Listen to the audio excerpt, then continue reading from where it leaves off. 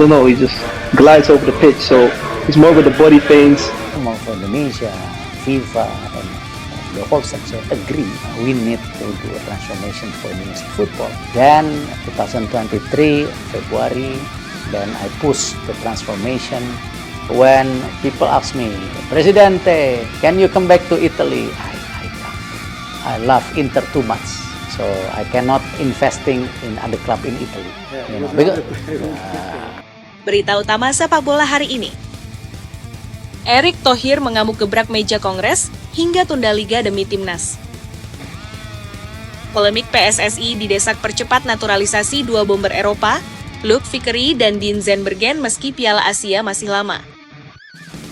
Aksi berani Lamine Yamal dan Ragnar Oratmangun bela Palestina picu konflik diplomatik luar biasa. John Hartman resmi perkenalkan naturalisasi baru, kronologi Qatar ngamuk imbas supporter Garuda borong tiket Asian Cup. Simak sampai habis agar tidak ketinggalan berita penting seputar timnas dan berita olahraga menarik lainnya.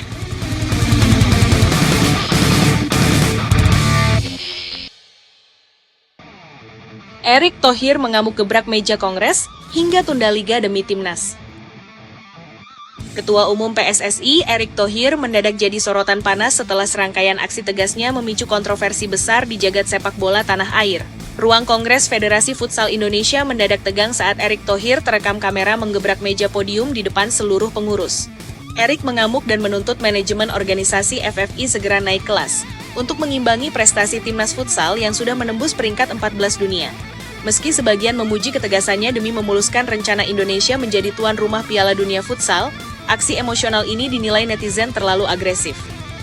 Belum reda polemik tersebut, Erick kembali dihujani kritik tajam akibat kebijakan PSSI yang resmi menunda sepak bola Liga Domestik hingga bulan September. Penundaan panjang ini sengaja diambil demi mencocokkan jadwal dengan persiapan timnas Indonesia di Piala AFF. Keputusan ini langsung memicu protes keras dari manajemen klub dan pengamat sepak bola, karena dinilai merusak ritme pemain dan membebani finansial klub tanpa adanya pemasukan tiket pertandingan. Kira-kira ini tegas demi kemajuan timnas atau justru terlalu memaksakan kehendak? Bagaimana menurut kalian? Tuliskan pendapat kalian di kolom komentar. Udah keburu nyebut nih ya, organisasi manusia.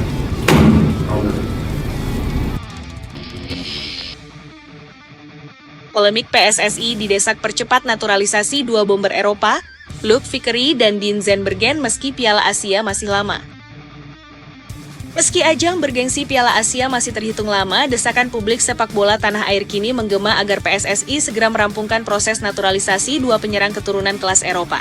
Pengamat sepak bola nasional menyarankan PSSI bergerak cepat mengamankan Luc Vickery, wonderkid tajam berusia 20 tahun milik MacArthur FC.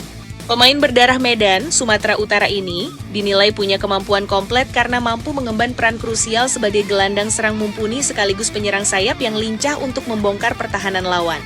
Tidak hanya Vickery, nama bomber jangkung berpostur 188 cm, Dean Zandbergen, ikut menjadi target operasi utama. Striker House Goal berusia 24 tahun yang kini berkarier bersama klub kasta kedua Liga Belanda, VVV Venlo, memiliki garis keturunan Indonesia dari sang ibu yang berasal dari Depok. Kehadiran bomber predator murni ini dianggap menjadi jawaban mutlak atas krisis penyerang tengah nomor 9 di era pelatih John Hartman. Aksi berani Lamine Yamal dan Ragnar Oratmangun bela Palestina picu konflik diplomatik luar biasa. Dunia sepak bola internasional mendadak diguncang ketegangan hebat setelah bintang muda Barcelona, Lamine Yamal, dan penggawa timnas Indonesia, Ragnar Oratmangun, kompak menyuarakan dukungan terbuka untuk Palestina. Lamine Yamal memicu perbincangan global setelah tertangkap kamera mengibarkan bendera Palestina di atas bus terbuka saat parade perayaan gelar juara Liga FC Barcelona. Aksi berani pemain berusia 18 tahun ini langsung mendapat respons keras dari Menteri Pertahanan Israel yang menuduhnya melakukan provokasi dan menghasut kebencian. Namun, ketegangan tersebut justru diredam oleh Perdana Menteri Spanyol Pedro Sanchez yang secara pasang badan membela Yamal dan mengaku bangga atas solidaritas kemanusiaan sang pemain. Keberanian Yamal langsung mendapat dukungan penuh dari striker timnas Indonesia Ragnar Oratmangun. Lewat akun media sosial pribadinya, Ragnar membagikan ulang foto aksi Yamal tersebut sebagai bentuk pembelaan dan solidaritas sesama pesepak bola muslim. Langkah ini semakin menegaskan konsistensi Ragnar yang sebelumnya juga vokal menyuarakan kepedulian terhadap warga Gaza, termasuk menyalurkan donasi pangan langsung ke wilayah konflik.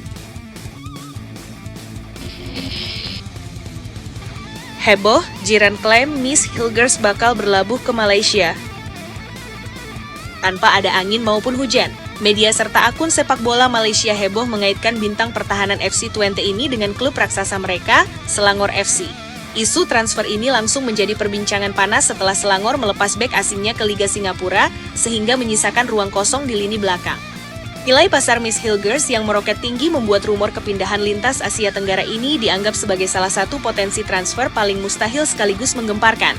Publik Malaysia mengklaim kesepakatan ini bisa saja terjadi karena adanya faktor kedekatan personal.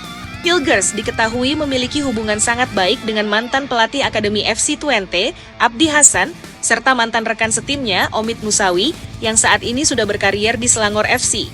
Meski demikian, rumor ini masih dinilai sangat spekulatif mengingat Hilgers saat ini masih menyisakan kontrak resmi di kasta tertinggi Liga Belanda, Eredivisie. John Hartman resmi perkenalkan naturalisasi baru, kronologi Qatar ngamuk imbas supporter Garuda borong tiket Asian Cup. Atmosfer menuju Piala Asia 2027 memang mulai terasa berbeda bagi timnas Indonesia. Jika dulu publik hanya berharap Garuda mampu tampil kompetitif dan tidak menjadi bulan-bulanan lawan besar, kini ekspektasi perlahan berubah menjadi keyakinan bahwa Indonesia benar-benar punya peluang membuat kejutan besar di level Asia. Perubahan cara pandang itu tidak muncul begitu saja. Dalam beberapa tahun terakhir, timnas Indonesia memang menunjukkan perkembangan signifikan, baik dari kualitas permainan, mental bertanding, hingga kedalaman skuad. Kehadiran John Hartman menjadi salah satu faktor yang membuat optimisme tersebut semakin kuat. Pelatih asal Inggris itu dinilai mampu membangun fondasi tim dengan pendekatan modern, disiplin tinggi, dan keberanian memainkan sepak bola menyerang yang lebih agresif dibanding era sebelumnya. Karena itulah antusiasme supporter Indonesia menjelang Piala Asia begitu luar biasa. Banyak fans merasa ini adalah salah satu generasi timnas Indonesia paling menjanjikan dalam beberapa dekade terakhir. Tidak heran jika penjualan tiket pertandingan Garuda langsung meledak meski turnamen masih berlangsung beberapa bulan lagi. Fenomena ini bahkan mulai menjadi pembahasan di berbagai media Timur Tengah. Mereka melihat bagaimana dukungan supporter Indonesia bisa mengubah atmosfer pertandingan secara drastis. Stadion yang seharusnya terasa netral perlahan berubah menjadi lautan merah putih ketika Garuda bertanding. Situasi seperti inilah yang diyakini membuat Qatar mulai menyadari bahwa Indonesia tidak bisa dipandang sebelah mata. Bahkan banyak pengamat menilai kekuatan terbesar timnas Indonesia saat ini bukan hanya terletak pada kualitas pemain, tetapi juga hubungan emosional yang sangat kuat antara tim dan suporternya. Ketika pemain masuk ke lapangan, mereka tahu ada jutaan orang yang mendukung tanpa henti. Energi seperti itu seringkali menjadi pembeda dalam pertandingan besar. Banyak negara memiliki pemain hebat, tetapi tidak semua memiliki basis supporter sefanatik Indonesia. Dalam sepak bola modern, faktor mental dan atmosfer pertandingan seringkali memegang peranan besar. Dan Indonesia perlahan mulai memanfaatkan kekuatan itu sebagai senjata tambahan. Menariknya lagi, John Hartman tampaknya benar-benar memahami pentingnya hubungan antara tim dan pendukung. Ia beberapa kali menyinggung bagaimana fanatisme supporter Indonesia membuatnya terkesan sejak pertama datang. Hartman menyadari bahwa semangat luar biasa tersebut harus dibalas dengan kerja keras maksimal di lapangan. Karena itu ia terus menanamkan mentalitas bertarung kepada para pemain. Tidak peduli melawan siapa, Garuda harus masuk ke lapangan dengan keyakinan untuk bersaing. Mental seperti inilah yang mulai terlihat dalam beberapa pertandingan terakhir timnas Indonesia. Para pemain tidak lagi bermain terlalu pasif ketika menghadapi lawan besar. Mereka mulai berani menekan, berani duel, dan berani mengambil risiko dalam menyerang. Selain fokus terhadap mental bertanding, Hartman juga terus membangun variasi taktik agar permainan Indonesia semakin sulit ditebak. Ia tampaknya ingin timnas Indonesia mampu bermain fleksibel sesuai situasi pertandingan.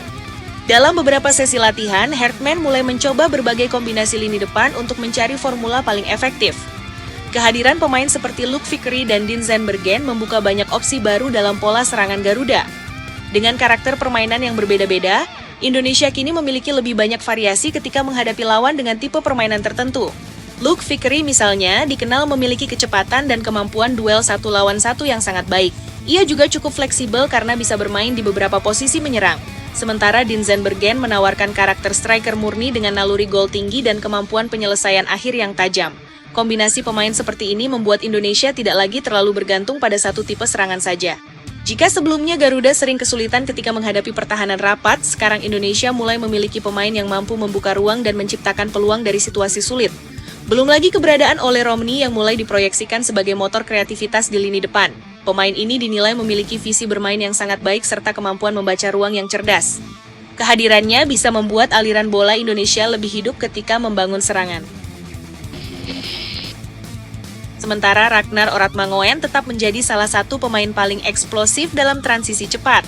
Dengan kecepatan dan keberaniannya menusuk dari sisi kiri, Ragnar seringkali menjadi ancaman utama bagi pertahanan lawan. Jika kuartet ini benar-benar terbentuk dan mampu bermain sesuai harapan, maka lini depan Indonesia bisa menjadi salah satu yang paling menarik di Asia Tenggara. Namun Herdman tampaknya tidak ingin terlalu cepat puas. Ia memahami bahwa sepak bola internasional membutuhkan kedalaman skuad yang kuat.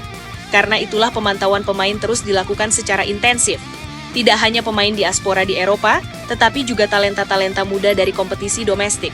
Herdman beberapa kali menegaskan bahwa siapapun memiliki peluang membela timnas Indonesia selama mampu menunjukkan kualitas dan komitmen tinggi. Pendekatan seperti ini membuat persaingan di dalam skuad semakin sehat. Para pemain sadar bahwa posisi mereka tidak aman jika performa menurun. Sementara itu, agenda FIFA Matchday Juni nanti juga dianggap sangat penting sebagai tahap pengujian awal sebelum memasuki turnamen besar. Oman dan Mozambik memang bukan lawan yang mudah, tetapi justru pertandingan seperti itulah yang dibutuhkan Indonesia untuk mengukur perkembangan tim.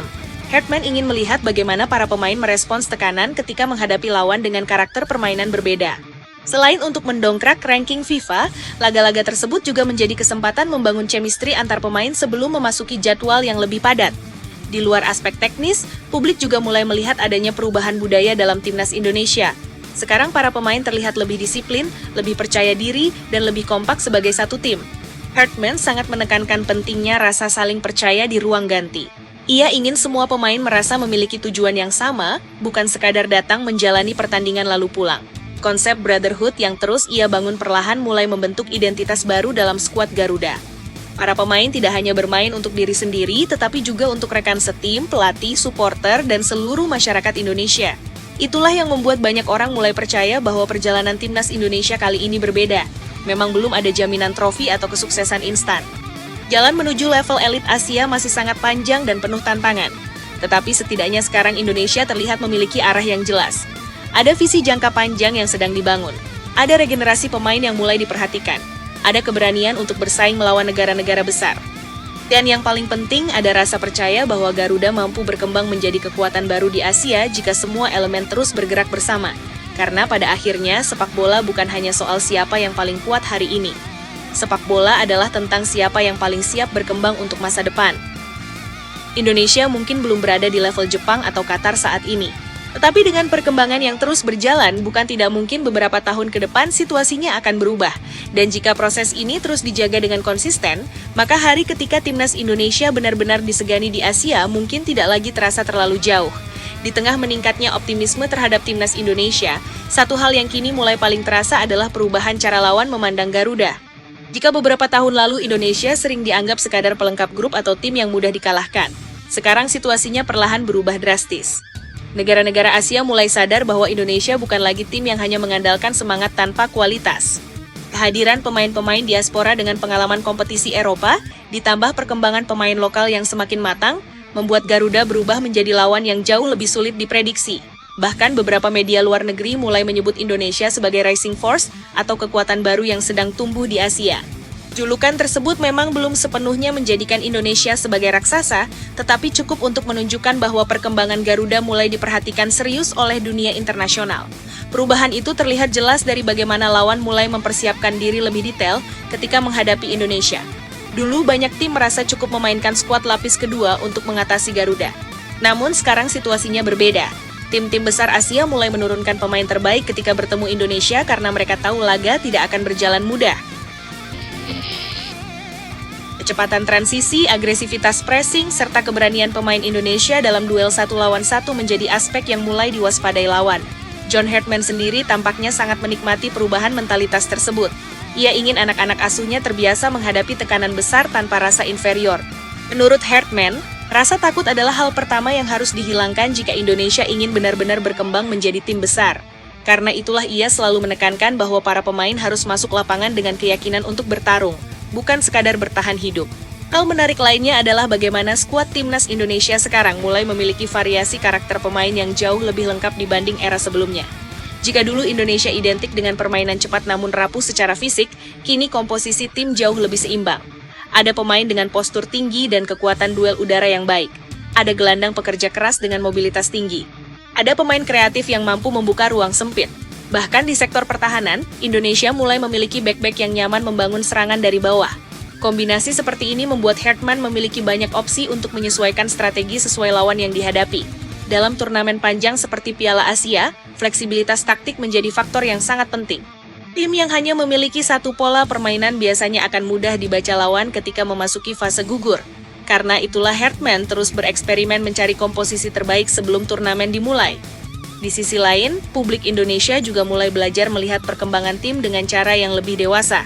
Jika sebelumnya sebagian supporter terlalu mudah larut dalam euforia atau kekecewaan, kini banyak yang mulai memahami bahwa membangun tim besar membutuhkan proses panjang. Kesadaran itu muncul karena masyarakat melihat adanya arah yang jelas dalam proyek timnas Indonesia saat ini. Tidak hanya fokus pada hasil jangka pendek, tetapi juga pembinaan jangka panjang yang mulai diperbaiki secara bertahap. PSSI mulai serius membangun jenjang usia muda, memperluas pemantauan pemain diaspora, dan meningkatkan kualitas kompetisi domestik. Memang belum sempurna, tetapi langkah-langkah tersebut menunjukkan adanya perubahan yang cukup signifikan dibanding masa lalu. Apalagi sekarang Indonesia mulai memiliki lebih banyak pemain muda yang berani merantau ke luar negeri sejak usia dini. Fenomena ini sangat penting karena pengalaman bermain di kompetisi luar negeri akan membantu meningkatkan mental, disiplin, dan kualitas permainan pemain Indonesia. Hartman sendiri beberapa kali menyinggung pentingnya menciptakan generasi pemain yang berani keluar dari zona nyaman. Ia ingin pemain Indonesia tidak hanya puas bermain di liga domestik, tetapi juga memiliki mimpi bersaing di level internasional. Menurutnya, semakin banyak pemain Indonesia bermain di Eropa atau kompetisi luar negeri berkualitas tinggi, maka semakin besar pula dampaknya terhadap kekuatan timnas Indonesia di masa depan. Situasi tersebut mengingatkan banyak orang pada perkembangan Jepang dan Korea Selatan beberapa dekade lalu. Kedua negara itu juga pernah berada dalam fase membangun pondasi sebelum akhirnya menjadi kekuatan utama Asia. Mereka mengirim banyak pemain muda ke luar negeri, memperbaiki sistem pembinaan, dan membangun budaya sepak bola yang profesional. Indonesia tentu belum berada di level tersebut, tetapi arah perkembangannya mulai menunjukkan tanda-tanda yang menjanjikan. Karena itulah banyak pihak merasa optimistis bahwa Garuda memiliki peluang untuk berkembang jauh lebih besar dalam beberapa tahun ke depan jika proses ini terus dijaga dengan konsisten. Menariknya lagi, sekarang tekanan terhadap timnas Indonesia juga semakin besar. Ketika ekspektasi publik meningkat, otomatis tuntutan terhadap hasil pertandingan ikut naik. Namun Hartman tampaknya tidak ingin para pemain terlalu terbebani oleh tekanan tersebut. Ia selalu mencoba mengubah tekanan menjadi motivasi tambahan. Dalam beberapa kesempatan, Hartman menegaskan bahwa pemain harus menikmati tantangan besar, bukan malah takut menghadapinya. Ia percaya mental juara dibangun dari keberanian menghadapi situasi sulit. Karena itu, laga-laga melawan Jepang, Qatar, atau tim besar lainnya justru dianggap sebagai kesempatan emas untuk membuktikan kualitas Indonesia kepada Asia. Selain aspek teknis dan mental, chemistry di dalam tim juga mulai menjadi salah satu kekuatan utama Garuda. Banyak pemain diaspora yang sebelumnya belum terlalu mengenal budaya Indonesia kini perlahan mulai merasa memiliki ikatan emosional dengan tim. Dukungan supporter yang luar biasa membuat mereka merasa diterima sebagai bagian dari keluarga besar sepak bola Indonesia. Situasi ini sangat penting karena dalam sepak bola modern, kualitas individu saja tidak cukup untuk membentuk tim hebat. Hubungan antar pemain, rasa saling percaya, dan kekompakan di ruang ganti seringkali menjadi pembeda dalam pertandingan besar. Dan sejauh ini, Hartman tampaknya berhasil menciptakan suasana yang cukup positif di dalam skuad. Tidak hanya itu, persaingan internal di dalam tim juga mulai meningkat dengan cara yang sehat. Setiap pemain sadar bahwa mereka harus terus bekerja keras untuk mempertahankan tempat di skuad utama. Kehadiran pemain-pemain baru membuat tidak ada posisi yang benar-benar aman. Situasi seperti ini sebenarnya sangat dibutuhkan jika Indonesia ingin berkembang. Tim besar selalu memiliki kompetisi internal yang ketat karena dari situlah kualitas pemain akan terus meningkat. Hartman tampaknya ingin membangun budaya seperti itu di timnas Indonesia. Siapa yang tampil bagus akan bermain. Siapa yang menurun performanya harus siap tergeser. Tidak ada jaminan tempat hanya karena nama besar atau popularitas. Dan ketika semua proses itu mulai berjalan bersamaan, publik perlahan melihat sesuatu yang sudah lama dirindukan dari timnas Indonesia, yaitu harapan yang terasa nyata. Bukan harapan kosong yang muncul sesaat lalu hilang setelah satu kekalahan. Tetapi harapan yang dibangun dari proses, kerja keras, dan perkembangan yang benar-benar terlihat di lapangan. Karena itulah banyak orang sekarang rela terus mendukung Garuda, bahkan ketika hasil belum selalu sempurna. Mereka tahu tim ini sedang berproses menuju sesuatu yang lebih besar. Dan selama arah perjalanannya tetap benar, dukungan itu akan terus ada untuk timnas Indonesia. Kini perhatian publik juga mulai tertuju pada bagaimana John Hartman membangun detail-detail kecil yang sebelumnya jarang diperhatikan di lingkungan timnas Indonesia. Banyak laporan menyebut bahwa pelatih asal Inggris tersebut tidak hanya fokus pada latihan fisik atau taktik semata, tetapi juga memperbaiki budaya profesionalisme pemain dari hal-hal paling sederhana.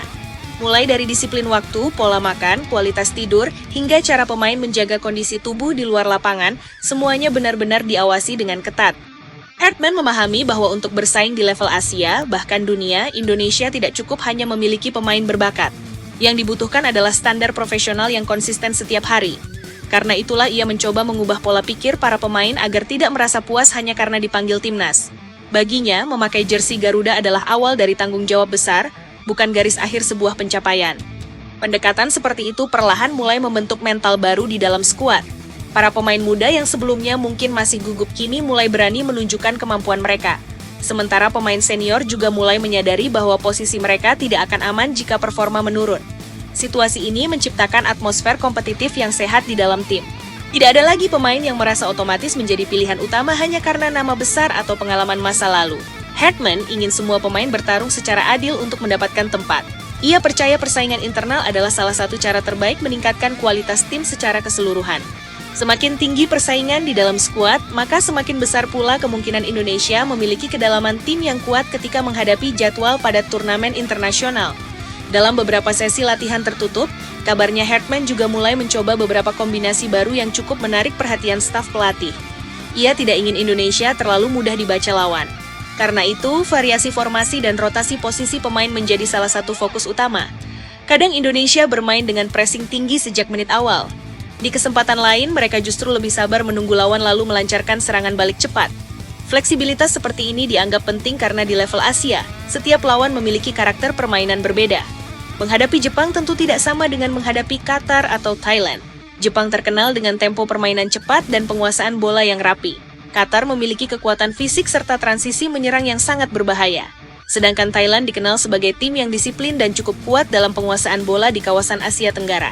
Karena itulah Hartman ingin timnas Indonesia mampu beradaptasi dalam berbagai situasi pertandingan.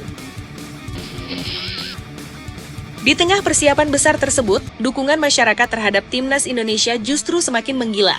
Media sosial terus dipenuhi pembahasan tentang calon pemain naturalisasi baru, prediksi susunan pemain, hingga analisis peluang Indonesia di Piala Asia mendatang. Antusiasme ini menunjukkan bahwa sepak bola sudah menjadi bagian penting dari identitas masyarakat Indonesia. Ketika timnas bermain, jutaan orang dari berbagai daerah bersatu memberikan dukungan yang sama. Bahkan banyak orang rela begadang hanya untuk menyaksikan pertandingan Garuda yang berlangsung di luar negeri. Atmosfer seperti ini menjadi modal emosional yang sangat besar bagi para pemain. Tidak semua negara memiliki basis supporter sefanatik Indonesia, dan Hartman tampaknya sangat menyadari kekuatan besar tersebut. Menariknya lagi, kini banyak pemain diaspora mulai terang-terangan menunjukkan kebanggaan mereka terhadap Indonesia. Dulu sebagian pemain keturunan masih ragu karena merasa hubungan dengan Indonesia terlalu jauh. Namun sekarang situasinya berubah. Melihat atmosfer supporter, perkembangan timnas, dan keseriusan federasi, semakin banyak pemain keturunan mulai tertarik bergabung dengan Garuda. Fenomena ini tentu menjadi keuntungan besar bagi Indonesia. Karena selain menambah kualitas skuad, kehadiran pemain diaspora juga menciptakan transfer pengalaman yang penting bagi pemain lokal. Mereka membawa budaya sepak bola profesional dari Eropa yang bisa membantu meningkatkan standar permainan timnas Indonesia secara keseluruhan. Bahkan beberapa pengamat luar negeri mulai menilai Indonesia sebagai proyek sepak bola paling menarik di Asia Tenggara saat ini. Bukan hanya karena naturalisasi, tetapi karena kombinasi antara basis supporter besar, populasi pemain muda melimpah, serta meningkatnya kualitas organisasi sepak bola nasional. Banyak negara ASEAN sebenarnya memiliki passion tinggi terhadap sepak bola, tetapi tidak semuanya mampu membangun sistem yang stabil. Indonesia sekarang mencoba memperbaiki itu sedikit demi sedikit. Memang masih ada banyak kekurangan, tetapi arah perkembangannya mulai terlihat jelas. Selain itu, perkembangan pemain lokal juga tidak boleh diabaikan. Di balik sorotan terhadap pemain diaspora, beberapa pemain domestik justru menunjukkan peningkatan luar biasa dalam beberapa musim terakhir. Kompetisi liga yang semakin kompetitif membuat banyak pemain muda mendapatkan pengalaman penting menghadapi tekanan pertandingan besar. Hartman sendiri berkali-kali menegaskan bahwa pintu timnas selalu terbuka bagi pemain lokal yang tampil konsisten. Ia tidak ingin timnas Indonesia hanya bergantung pada pemain diaspora semata. Menurutnya, fondasi utama Garuda tetap harus berasal dari pemain lokal yang berkembang melalui sistem pembinaan nasional. Karena itu, keseimbangan antara pemain lokal dan diaspora menjadi salah satu hal yang sangat dijaga oleh staf pelatih. Perjalanan Indonesia menuju level elit Asia memang masih panjang. Tidak ada jaminan bahwa semua rencana akan langsung berjalan sempurna. Akan ada kekalahan, kritik, bahkan tekanan besar ketika hasil tidak sesuai harapan. Tetapi yang sekarang mulai terasa berbeda adalah cara timnas Indonesia merespon semua tantangan itu. Dulu satu kekalahan sering membuat tim kehilangan arah. Sekarang, skuad Garuda justru terlihat lebih tenang dan lebih siap bangkit. Mentalitas seperti inilah yang selama bertahun-tahun dianggap sebagai kelemahan utama sepak bola Indonesia. Dan perlahan, Hartman mencoba mengubahnya menjadi kekuatan baru. Banyak orang mungkin masih memandang Indonesia sebagai underdog ketika menghadapi Jepang atau Qatar. Namun justru status underdog itu bisa menjadi senjata berbahaya. Tidak ada tekanan berlebihan untuk selalu menang, tetapi ada motivasi besar untuk membuktikan diri. Hartman tampaknya ingin memanfaatkan situasi tersebut. Ia ingin para pemain bermain tanpa rasa takut, tetapi tetap disiplin dan fokus terhadap rencana permainan. Dalam sepak bola modern, perbedaan kualitas di atas kertas tidak selalu menentukan hasil akhir. Tim dengan organisasi permainan yang baik dan mental kuat seringkali mampu menciptakan kejutan besar. Dan itulah yang sekarang mulai ingin dibangun di timnas Indonesia.